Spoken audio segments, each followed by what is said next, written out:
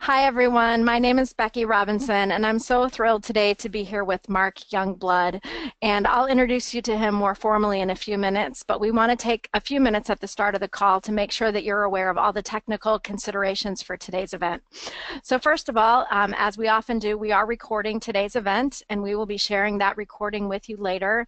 I have a feeling that this is going to be an event that you're going to want to replay or share with your colleagues and family. I already have a family member in mind that I want to share today's event with. So be thinking in advance and be assured that we will have a recording of today's event. Additionally, we will share a PDF of the slides of today's event with you. So no need to take frantic notes. If the information you want is on the slides, you'll receive it later. We also want to invite you today to participate via social media if you're a good multitasker and you'd like to share out your thoughts during the call on Twitter. Today we're going to use the hashtag #InnerMastery, and so we would invite you, and we'll be taking a look later so that we can participate in those online conversations. So today Mark has a presentation planned, and at the end we're going to be open for Q&A. So at any point during today's call we would invite you to add those questions to the question panel. And I hope if you've been to one of my events before, you know that I often invite you to test out the question panel by sharing with us where you're from. And we're already getting some greetings from folks in North Carolina and Georgia. And please, I'd love to hear where you're calling in from today. We have some on the West Coast: Oregon, Pennsylvania, Washington, Pennsylvania, Grand Rapids, Michigan, Toronto, Delaware. So welcome. We are so thrilled to have you. In case you're curious, I am calling in, as always, from our webinar studio in Lambertville, Michigan, and Mark is in Florida, having recently survived some damage with Hurricane Irma. So how are you today, Mark? I'm doing great. I'm so excited to be here, Becky. We've been preparing for this for a while. I'm ready to go. I'm really looking forward to a lot of interaction too. We designed a lot into today. We have several polls and asking questions, and toward the end I'm really excited to engage with real life questions about this topic. So we're ready to go. And I'm looking forward to that too. When we designed this content together, we had a high priority with a lot of engagement and interaction. So those of you who have already discovered the question panel, that will be perfect for the comments and questions along the way. And just so I don't confuse anyone, I do plan to stay on camera even though Mark's going to do some presenting, because we want to have back and forth. And so we would invite you to just lean in with us because, as I said earlier, I think this is going to be a very powerful event for all of us. Before we get too far, I do want to make sure you know about Mark and who he is. Mark recently launched a brand new book called Dear Human, Master Your Emotions. And Mark, I believe you have a copy of the book in your hand. I have one too, although I have the earlier cover because Mark and I have been journeying a while, and I got the early versions and he's got the real thing. So Mark is the author of Dear Human, Master Your Emotions, and he has several books that he wrote in the past that you can find out about as you check him out online. Mark has been doing some very important work over the past 20 years or so, working with both individuals and organizations toward transformation. And his company now is called #InnerMastery, and that's the hashtag that we're using. And his purpose is really to help people understand and handle their emotions in a way that can help them have the best life possible. And I know along the journey I've benefited from his learning, and I look forward to more today. So Mark, welcome again, and we appreciate you investing this time with us. Thank you. It's a real pleasure. So why don't we dive in? And one of the first things we want to talk about is that emotions are central to everything that really matters for us as human beings: our health, our relationships, our prosperity, which includes business success, and also our ability to have enough in our life, spirituality. And to say just a little more about those, let's start with health. Stress, suppressed emotions. Let's go back to that slide. We're going to stay on that slide. Thank you. Great. So stress, suppressed emotions, the consequences of numbing and avoidance behavior has a tremendous impact on our health. I recently did a survey. Some of you may have participated in that survey, and in it, 50% of the respondents said that they had a high level of stress frequently, which would be once or more times a week. And fully 75% of people have moderate to high stress during that time frame. Stress is directly related to autoimmune illnesses. In fact, cortisol, which is the stress hormone, is the #1 predictor of heart attack. And autoimmune disease, just to give you a context, 50 million people in the United States have an autoimmune disease of some kind. And that's like the entire population of Spain. So managing our emotions has a tremendous impact on health. Relationships, it's pretty obvious the impact of our ability to engage in our emotions in a healthy way in relationship. Relationships are the barbells of the soul, and they're always going to introduce emotional challenges. It will always and forever introduce emotional challenges. And so our ability to meet those challenges in a very productive, effective way are the highest predictor of a high quality experience in that relationship. Prosperity. Prosperity is strongly impacted by our insecurities, which you might also call our deep fears.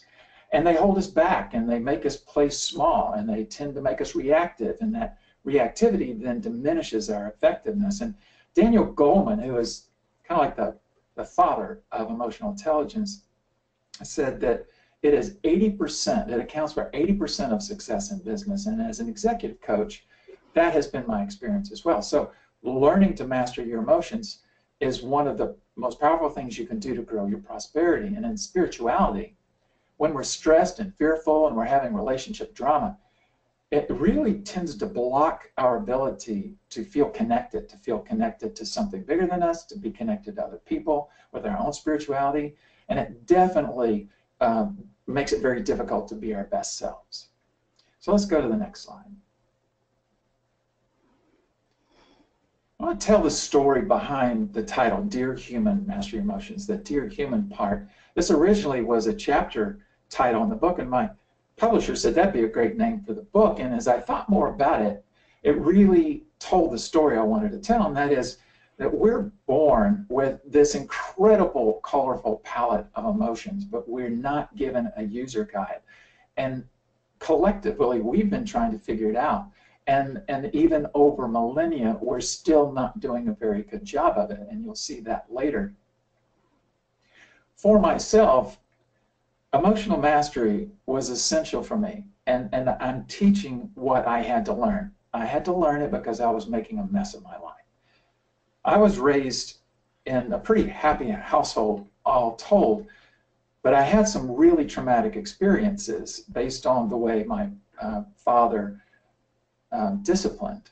And he was a rageaholic and an alcoholic, and you can imagine what it was like for a little 6-year-old boy to never know when his father was going to reach that tipping point, and then it was off to get a whipping, and to be grabbed by the arm and dragged into the bedroom and bent over the bed and hear that belt coming out, and being so terrified that he's already screaming and crying and begging to not get a whipping, and then whack, just stroke after stroke, and my father would hit so hard it would leave welts for days, and that today would probably not be tolerated. It was a different world then.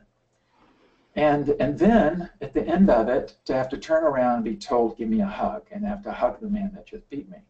And that happened until I was in my early teens. And that kind of experience, and I'm not the only one that's had experiences like that, we're going to do a poll in just a minute, has a profound impact. Our background has a profound impact on who we are as people. And children's brains have not evolved enough to process logic. So even small things can cause children to develop these insecurities and emotional wounding and carry it into adulthood. And I did. And although I had a lot of great qualities, I also had a lot of drawback qualities that cost me my first marriage. It also it interfered with my career by making me too aggressive in trying to form a business I had no business trying to create, and failing. And through the big crash of that's what launched me into wanting to heal myself and led to the work that I'm doing today. So part of what I do as an executive coach is I learn about the stories of my clients, and almost every one of them has some sort of experience in their childhood where something happened to them that would strongly shape them. And in almost every case, they became who they were as a process of overcoming that. And these traumas, they might have been like mine, abuse of some kind, either sexual abuse, physical abuse, emotional abuse, mental abuse. It could have been bullying in school or mistreatment by a teacher or a major failure in some way. It could have been sick parents, death of a relative or a sick sibling where everything they did had to orient around that. It could have been poverty. There's so many different ways that we get impacted that could be called a traumatic experience. So let's stop right there and do a poll, Becky. Yes. So we've opened the poll. It says, did you have a traumatic experience before you were 18 years old? And we're going to give you a few minutes to answer that poll. And I can already see where this is going. We appreciate you taking the time to put in your answers. I'm just going to give a few more minutes. So Mark, have you found that sometimes people forget or block it out or? Well, it's one of the survival mechanisms is to have amnesia.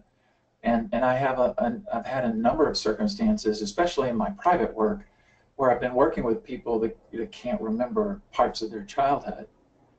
So yes, absolutely. So it looks like about 80% of our attendees have voted. So I'm going to go ahead and close the poll and show the results. So it looks like nearly 70% of you have had a traumatic experience before you were 18 years old. Yeah. And that's pretty consistent with what I have experienced and in the work that I've done. So as I talk to you about this is really relevant to almost everybody. And my father, by the way, wasn't a villain. He was raised in a much more severe environment and as a farm boy in East Texas.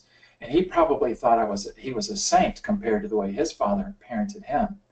And he had no emotional mastery himself. He could not handle his own emotions, so he acted them out on his children.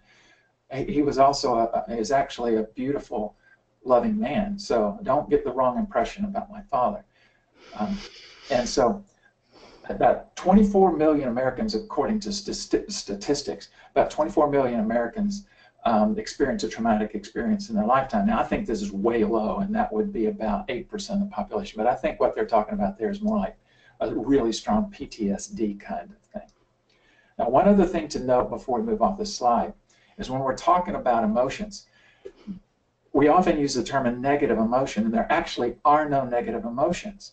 There are only emotions acted out in a destructive or unproductive way. All of our emotions are assets. They're designed to help us. For instance, in a recent survey I did, I asked how often you had these particular emotions, and they were frustration and anger, which were grouped together, fear and anxiety grouped together, and there was 4 sets of them, and the number one was frustration and anger. And 60% of the respondents said they frequently have frustration and anger. Now, frustration has a job to do. Its job is to tell us what I'm doing isn't working, do something else. So instead of using your frustration to get angry at someone else and become more demanding, you've got to point the finger back and say, wait a minute, I'm the one that has to try something new. That's the job of frustration. Number 2, anger's job is to hold a boundary, is to keep you safe. Now, there's nothing about keeping yourself safe that's about going beyond the boundary and attacking someone. And that's actually what most people do when they get angry. They go into dominance. And now you have become the aggressor and creating a problem. But those are just 2 examples of emotions that tend to create problems in our lives that are designed to actually support us and help us. I talk a lot about that in the book. And the final thing I want to say before we move on is I'm making a bold assertion, and that is that the inability to handle our emotional pain is at the root cause of almost all of the conflict and suffering in our world. And if we had emotional mastery across the board, it would completely transform our world. So let's go to the next slide.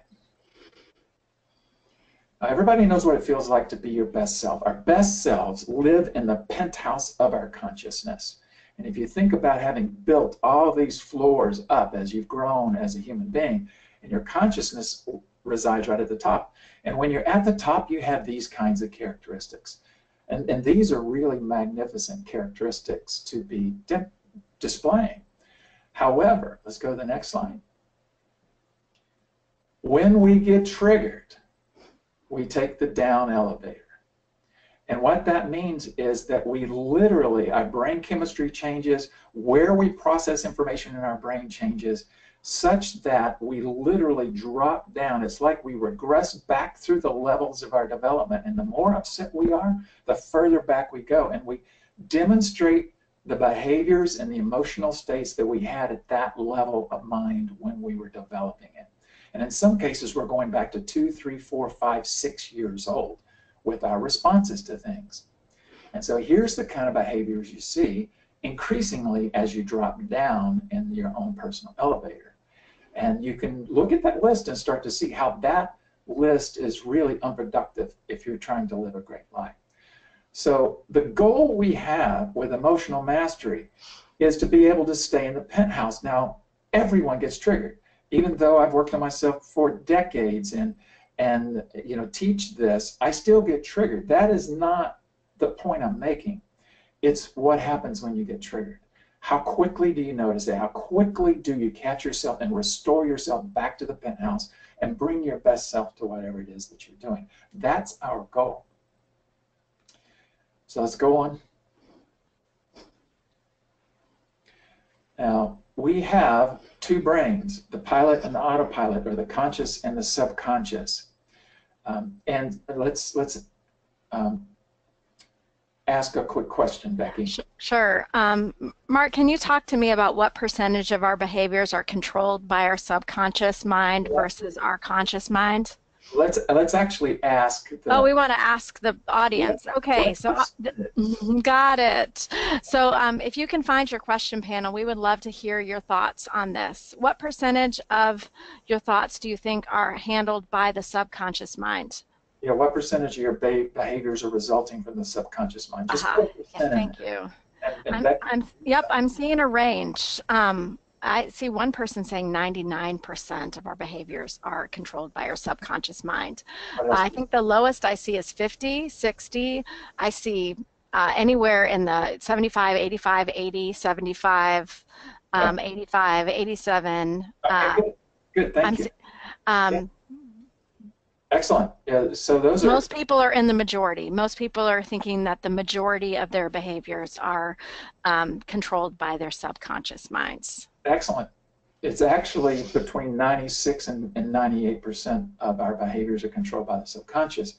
So our autopilot is controlling a significant amount of our life. And it's a good darn thing, because I don't want to have to figure out how to open a door every time I reach for a doorknob. I don't have to refigure out how to drive a car. I want my subconscious to know those things. So it isn't a question that it's run by your subconscious. It's a question of, is what's being run working? Is it working? Is it productive? Is it useful? And when we have an upset and we're acting out of our emotional level of mind, most of the time it is not a productive response to what we're trying to do. And in that case, you want the pilot, which is the prefrontal cortex, to be able to be restored to power. Because here's what happens when we get upset. Normally, when we're in our best self, we're operating on the prefrontal cortex right here. It's right where that pilot is in that image of the brain right there.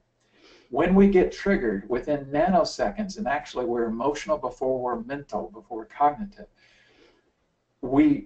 our brain transfers control to the midbrain, to the limbic system in the middle of the brain. If this is a brain, then it's in this area instead of out here on the front of the brain. And so the autopilot takes over, and this is our paranoid, afraid part of our mind that's trying to take care of us. And that's the minute we start to digress in terms of our functioning. So getting back to the penthouse is about recognizing, wait a minute, the autopilot has kicked in and I'm no longer flying my plane. And I need to be flying. I've got to get myself back in the driver's seat and be the pilot of my life. And that's our goal here, is to be able to do that. Let's go to the next slide. Now, we have a lot of emotional pain in our society. And people will do almost anything to avoid emotional pain. And here are 5 categories that are the most common categories that people have for seeking to avoid emotional pain. And the first is suppression. Now, we have a pretty savvy group of people on this call. So Becky, let's ask them the question. Sure. So, attendees, we would love to hear from you. What are some of the possible consequences of suppression? Of And emotional. I'll read those out as you write them in. So it might backfire and you might end up blowing up. You feel more emotional stress. You might get angry at the wrong time to the wrong person. Heart disease, misplaced aggression, delayed anger, depression, blowing up after you hold it in. You might get sick, high blood pressure, overeating, stress, physical ailments, weight loss, illness, physical comfort, and disease. Self-destructive habits. Weight gain, This is fabulous. weight loss, health Okay. deterioration, anger, There you go. self-loathing. There you go. That's excellent. I couldn't have come up with a better list than that. Hair That's, loss, there's one. oh my gosh. Yeah, actually, My yeah. brother needs to know about that. Well, emotional suppression also and emotional upset leads to premature aging too. So those people that want to keep a baby face, then you definitely want to do this work. So thank you. That was excellent. Now here's something interesting. I recently did a survey, and it's still open, so I'll be gathering more research on it. And some of you, like I said earlier, probably participated in that. And here's the early results I'm getting out of that. Now, one of the things, one of the questions asked is basically how often do you have an upset in your personal life? And 52% of the respondents noted that they have a frequent upset, and that's at least one time a week, from anywhere from once a week to daily. So 52% are getting upset at home. I also asked the question, how often do upsets from your personal life make their way into your work life and start to degrade or interfere with your work life? Only 13% of people felt like that they frequently had what's going on at home affect work. Now that's a big gap. 52% are getting upset at home frequently, but only 13% are actually having an effect. So one of the conclusions that I'm making from this, the theory I have, is that we compartmentalize. Because we have to function and we have to get things done, it's not going to stop just because we've had something going on at home, that we've become pretty good at compartmentalizing. Now, to me, compartmentalizing is the same thing as saying suppressing. And so this to me is a real strong indication that we shut things down.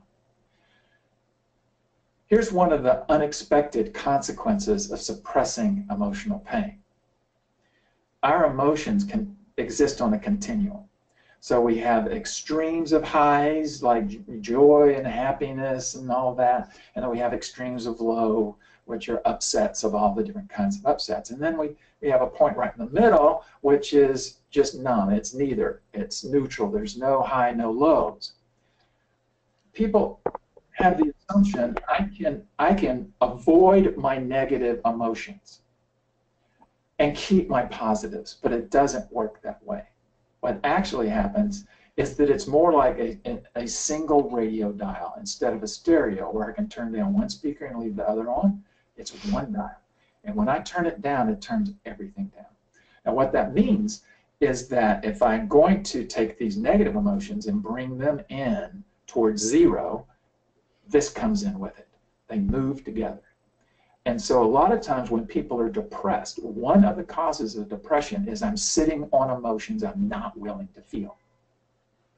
And if we have the ability to unpack that and process it quickly in a healthy way where it doesn't overwhelm us, we can start to move those extremes back out again. Because you cannot live life full out and expect it only to be positive. Life is not going to conform to what you want it to be. Life is life, you're you. And so it's always going to be throwing things at us. Our goal is to be able to experience those things and transform what could have been an upset into a positive experience. So this is another aspect of suppression. Addictions. if we asked, we're not going to ask the question, but if we had asked it, I would guess that the majority of the people in this column have been affected by addictions. And addiction is explicitly about seeking to not feel something in order to feel better in some way. And you can see some of the kinds of addictions that we have in our society listed there. And in the book, I talk a little bit about it. I really don't want to dwell a lot on that, but just to give you a sense, about 24 million people in the United States alone abuse alcohol in one way or the other. And that's about 7 to 8%.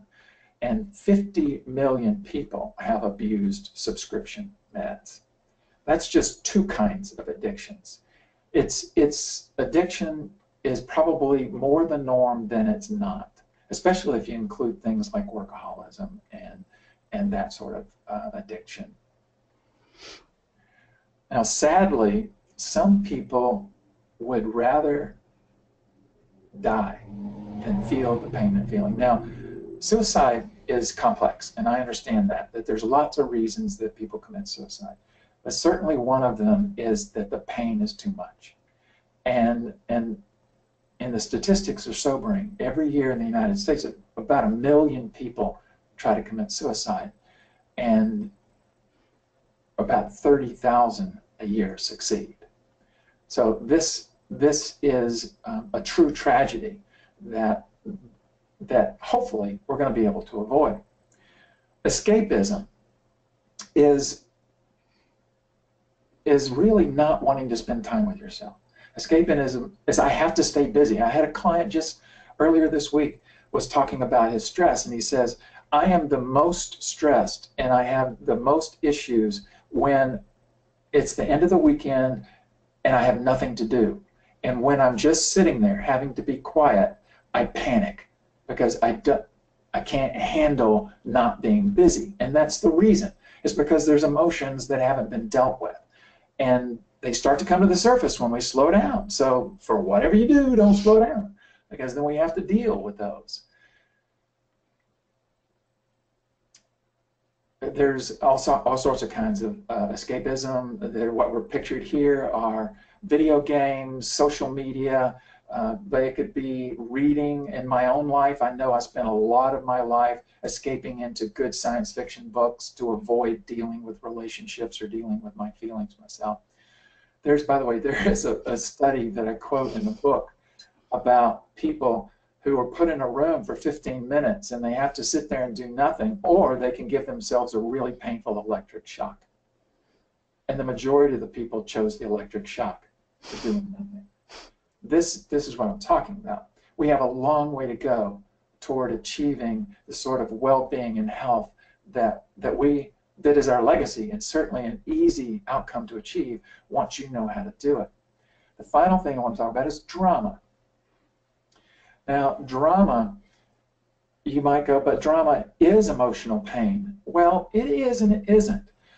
Drama is another form of distraction. It's another form of escaping. What we're doing is we're acting out emotions that we're comfortable with in order to avoid emotions we are not comfortable with. And the next slide we're going to talk about here is about the black sheep emotions. Now, everybody has certain emotions that are too painful to feel. They're off limits. We won't let ourselves experience these emotions. Generally speaking, it includes these four: shame, fear, anger, and grief. It could be anything, though. I quote Ellen DeGeneres in the book, talking about in our household, we had to be happy all the time. And so no one was allowed to express anything. And then when a divorce showed up, she was shocked because she never got to see it. It was hidden. It was subterranean. So if I'm feeling ashamed, let's take an example where maybe I'm in a business meeting and I'm saying something and somebody else shoots it down, and they shoot it down in an invalidating way. Like, that's just a stupid idea. There's no way that's going to work. Now, what I'm feeling is shame. What I will probably do is attack in some way, to rebut that person or to go get revenge later, to gossip about them. But I'm much more comfortable getting angry, getting resentful, than I am turning within and go, wow, that really hurt. You know, that really shamed me. I better cope with that shame. Or better yet, go, that outburst by that guy is about that person. It's not about me. I'm not taking that in. All of that is about emotional mastery. So we have another poll here, Becky. Yes, we do. So we'd like to know which of these four emotions are your strongest black sheep emotion? Shame, fear, anger, or grief? We would love to hear your responses. Thanks to those who are already answering. Mark, do you have any predictions about which of these is going to be the most prevalent amongst our attendees today? I do. Okay. Well, I'm going to guess that it's shame and maybe grief. interesting. I'm going to give folks just a few more seconds. You know, I don't have the chance to vote as an organizer, and neither do you. So just a couple of more seconds, and I'll close this up. Nearly 80% of you have voted again, so let's take a look. I'm a little bit surprised with these results myself. Let's share them. It looks like 28% of the people experience shame as the strongest black sheep emotion, 32% admit fear, 29% anger, and only 10% grief. Wow, thank you, everyone. You know, I really, really appreciate your participation. I'm learning something, you know, as we go through this. That's really good to know. And it's also great that you're willing to look within and become aware that you have a black sheep emotion, at least one, and maybe more than one. And our goal is, instead of reacting into drama, is to stop, turn within, and work with these emotions and process them out in a healthy way. And that really brings us now to what do we do about our emotions? Now that we know more about them, what do we do? And the next slide speaks to that. We're going to spend about the next 8 to 10 minutes on this one slide, so we're going to spend quite a bit of time on it. And there's 4 C's of emotional mastery. And it really is a very thorough way to create the mastery of your inner life. Choose, center, clean, and clear, in that order. Choose, center, clean, and clear. Now, we don't actually have to do the work in that order. That's the way I'm going to be talking about it. We begin with choose your reality. We all create our life. Everything about our world is created from the inside out. Everything begins with a thought, every single thing. And I spend a couple of 2 or 3 chapters in the book talking about this process of how do we create our reality. Because until we take responsibility for our inner life, until we claim the right to choose the thought we're going to have and what response that thought's going to generate, our autopilot is running our life. We are not. Our historical programming is running the show. And as you saw before, that's like having the monkey run things instead of the pilot. So it all begins with the ability to fly your plane. That's kind of like the mantra, fly your plane, choose your reality. And the question I ask my clients is, become aware of your thoughts, and is this thought a productive thought? Is it useful? Is it going to create the outcome that you want to have? And if it's not, then you're not a victim of this thought. You don't have to keep it because you made it up to start with. You made it up out of your bias, which is one of the models I actually talk about in the book as well, the bias model of perception. And when you can choose your thoughts, then you have the power to create the world that you want to create. It's that powerful. Now, it's not that easy. You need all this other stuff to be able to choose your thoughts, because the autopilot is masterful at taking over. Masterful at taking over. And so that brings us to the rest of them. Let's move into the next one. Center. We're centering into peace. And with center, what we're seeking to do is to be calm, present, and positive. Calm, present, and positive. We want to be centered. I want you to imagine that your nervous system is like this network, this web that looks kind of like your blood vessel system. And so it's this network of fibers throughout your whole body. And I want you to imagine an outline of yourself with this network of fibers.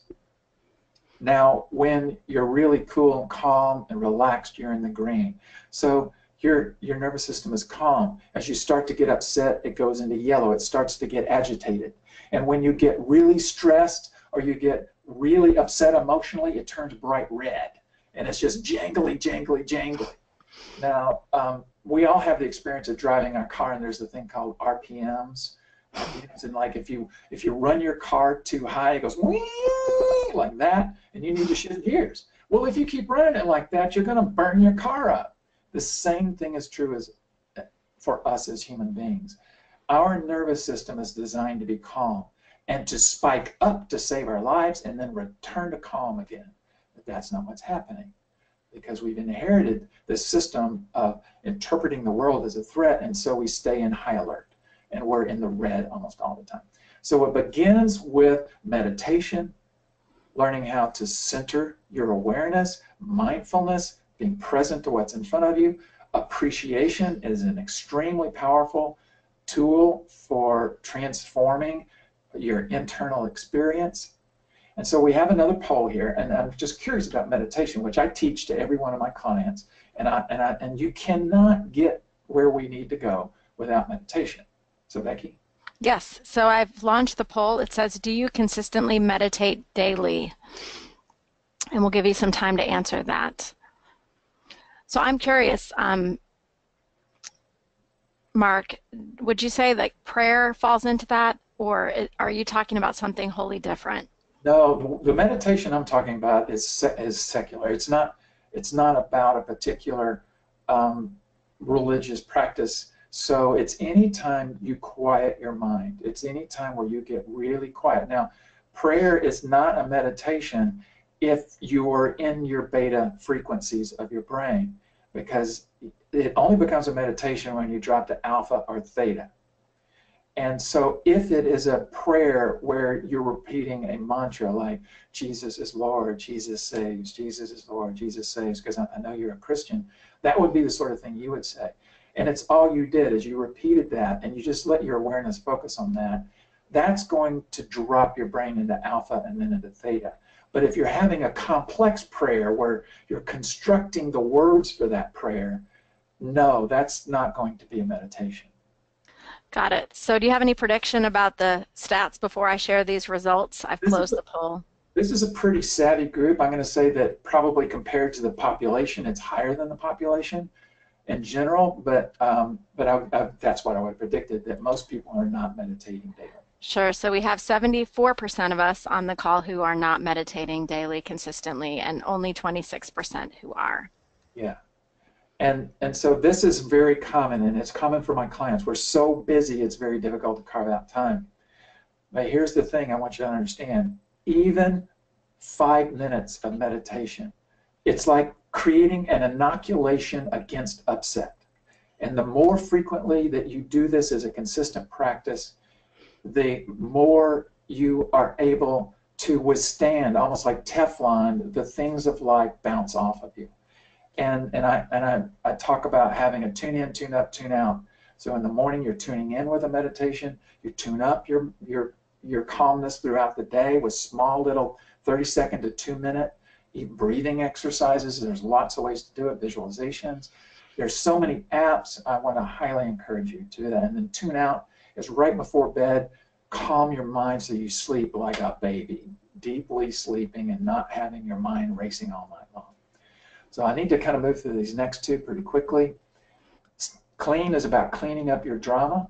And drama is shameful. People don't want to own that they're in drama. But here's the way you have to think about drama. Drama is any time that you are complaining, anytime you are criticizing something or someone else, anytime you're having an emotion of any kind, including stress, you're in drama. And drama is, by definition, that there's something persecuting you. There's a villain out there and it's affecting you, and you feel powerless. So everybody has drama. Everybody has drama every single day.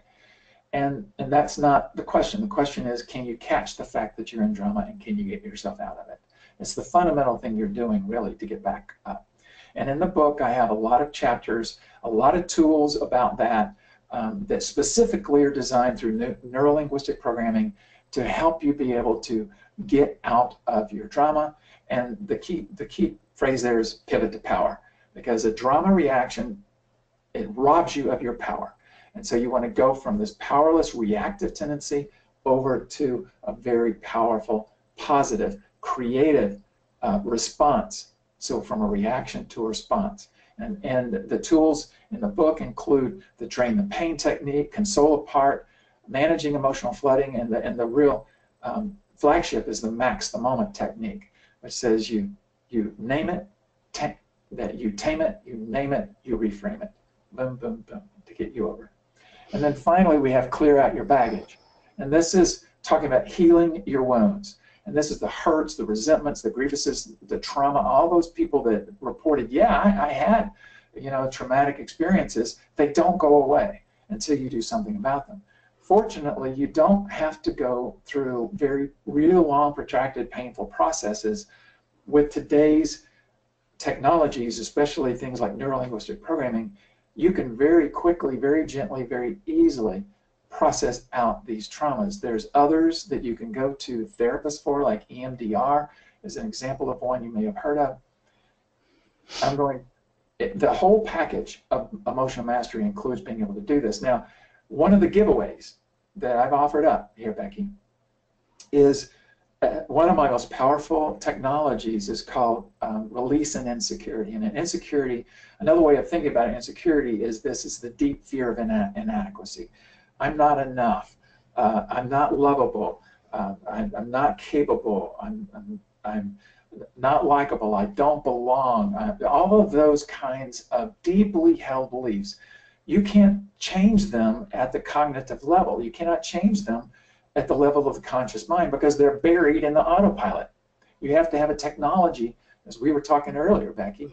You can't just go think of yourself as magnificent. I wish it was that easy, but it's not, because the part of the brain that's running this is not the part of the brain that's hearing that message, and it won't hear it. You can't get through to it. You have to go reprogram it. And so we're giving that guided visualization away as part of the giveaways.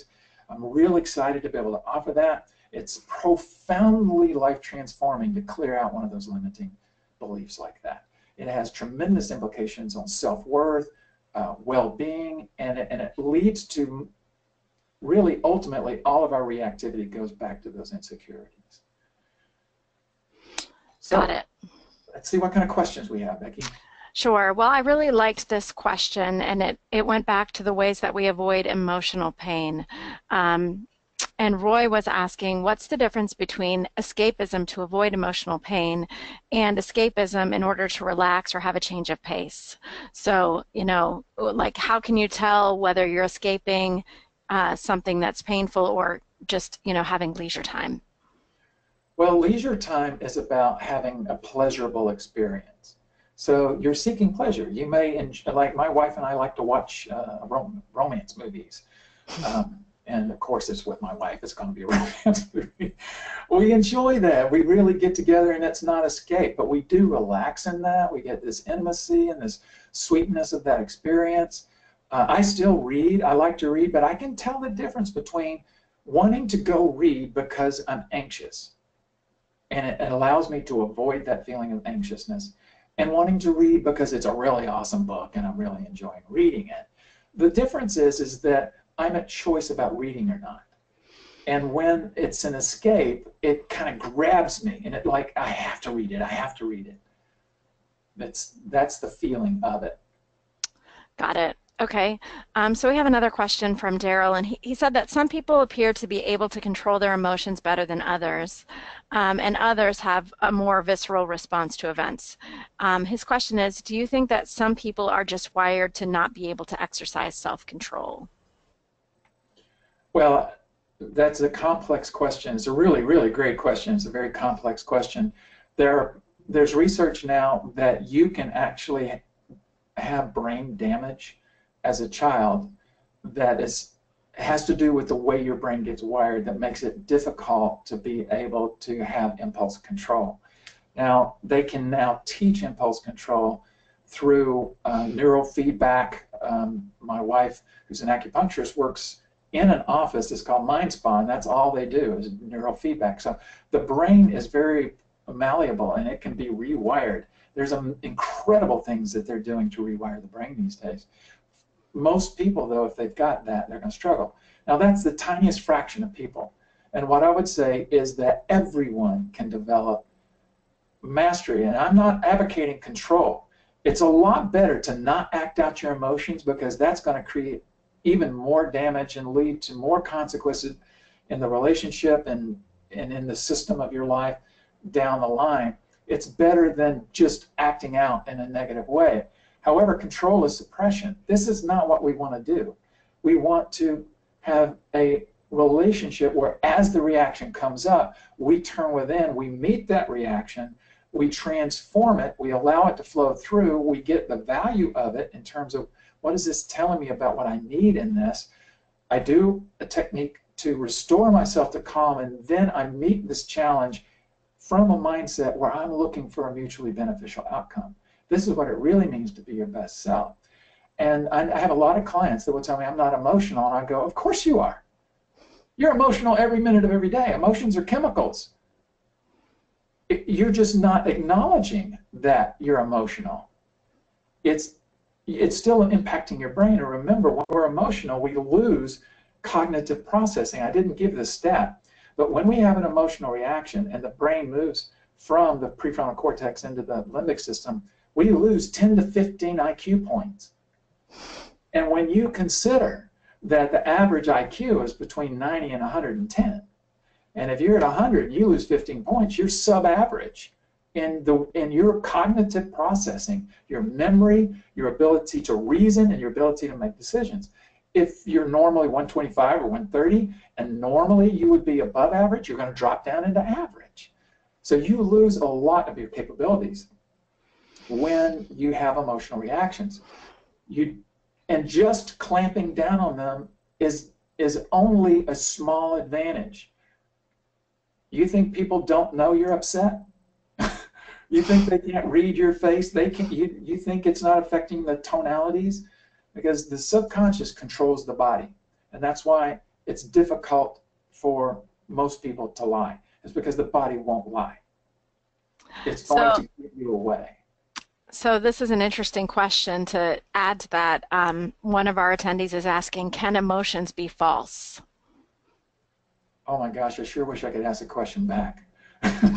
I don't really know that I have enough information about that.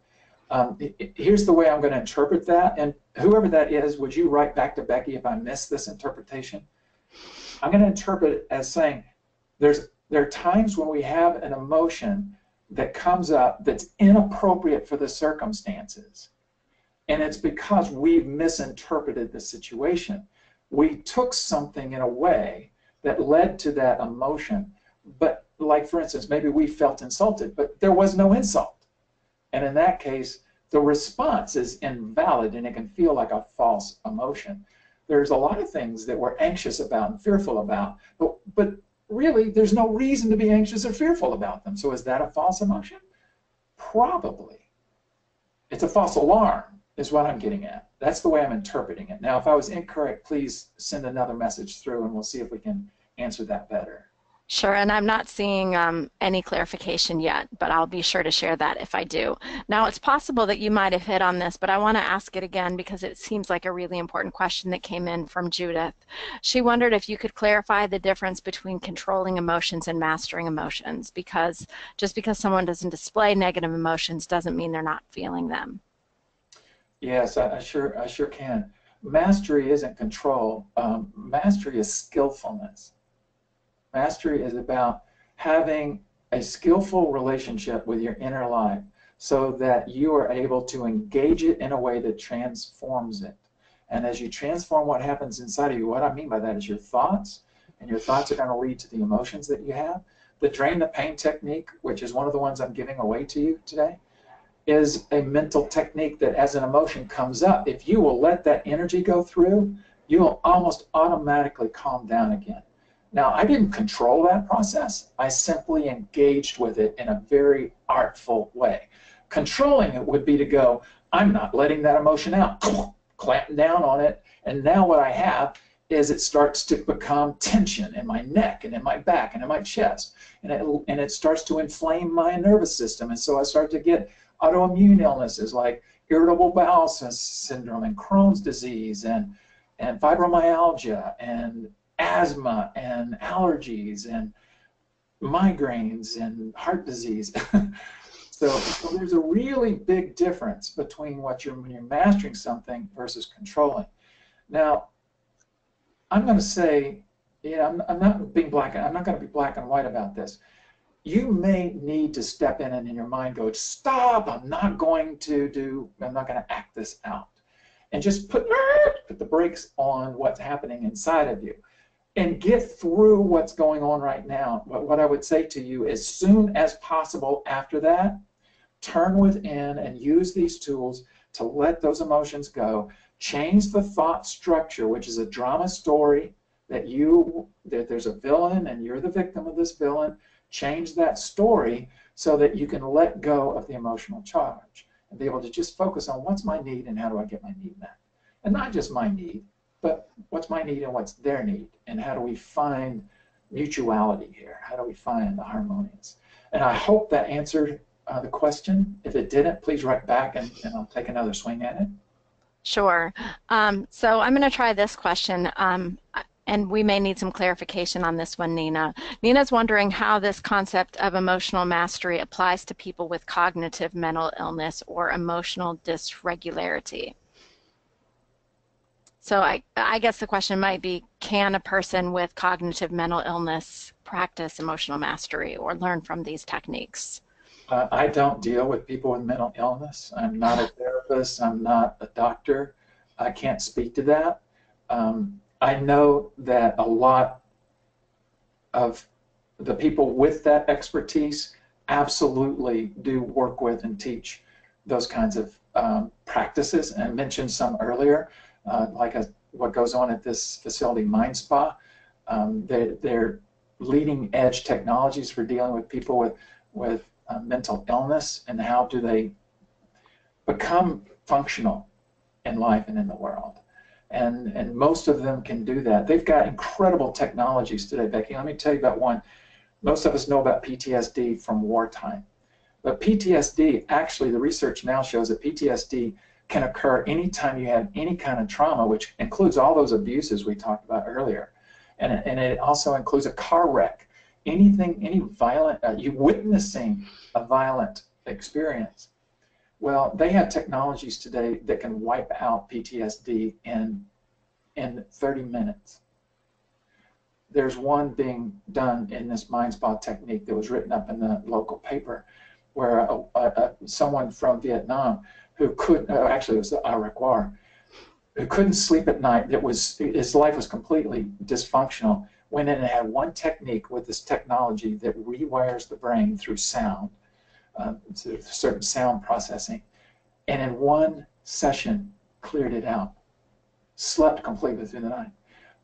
That's what I'm going to say to the audience, is seek out the leading technologies. There's so much out there these days that is amazing for what they're able to do. I mentioned earlier the plasticity, neuroplasticity of the mind. So the mind is always able to change throughout your life, even in older age. That people who are blind have, people who have lost their hands are taught to feel by stimulating sensory spots on their forehead that's attached to electrical impulse on a false arm. So their forehead is literally feeling what's out there, and the brain remaps it to fingertips. It's incredible. Wow. It's incredible what they're able to do these days. Well, we have quite a few more questions that have been coming in while we've been chatting, and we'll try to get to as many of these as we can. This attendee is asking, what's the difference between the concept of mastering emotions versus overall emotional intelligence? Are we talking about the same thing, or what's the difference? very nearly the same thing. There are more things involved with emotional intelligence than there are with just emotional mastery. So emotional intelligence has self-regulation, and that's the primary thing emotional mastery is, which is managing what's happening inside of me. It's about empathy, that's other awareness, and am I able to understand other people? When you have high emotional mastery, your heart is open, and the heart is the primary instrument of empathy. And so, so it's going to have an impact there. The third one is relationship management, and this certainly deals with relationship management, but there's more to it, like the artfulness of being able to ask great questions and that sort of thing. And the final one is about self-responsibility, and self-responsibility gets to am I being powerful in my life, or am I not taking responsibility? So it's, to me, that's what the drama triangle is about. So it's self-regulation, self-awareness, I missed that one, self-regulation, self-awareness, other awareness, which is empathy, relationship management, and to me, the final one is self-transformation. And that is emotional intelligence, the ability to self-evolve yourself and grow your high rise. So you don't just stop, throughout your life you continue to grow your intelligence. So this emotional mastery is an element of it, but it isn't the total picture. There's more to learn in terms of overall emotional intelligence. Great question. Sure. And as a follow-up, the same person asked, would mastering your emotion be the first step in increasing your overall emotional intelligence? You bet. You bet. Because you are taking power to manage how your brain is going to process the world. And that is the creative facility of your life. Everything is created from the inside out.